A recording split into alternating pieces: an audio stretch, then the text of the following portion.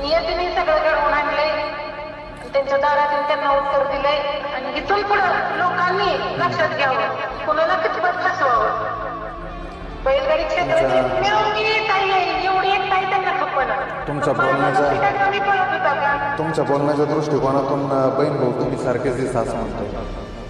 कारण राहुल दादांनी पण आता एक स्टेटमेंट दिलं. राहुल दादांचं स्टेटमेंट मी काय नाही ऐकलं, पण मी सांगता हे नाही झालं पाहिजे ना. बरोबर.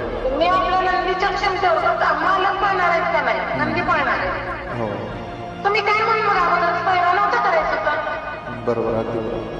आणि त्यांचं म्हणणं काय होतं की कालची गाडी मला मारणार नाही तुमच्या राजावर. स्वप्न तुम्ही त्या चिलेपिलेने मारायची काय बघताय.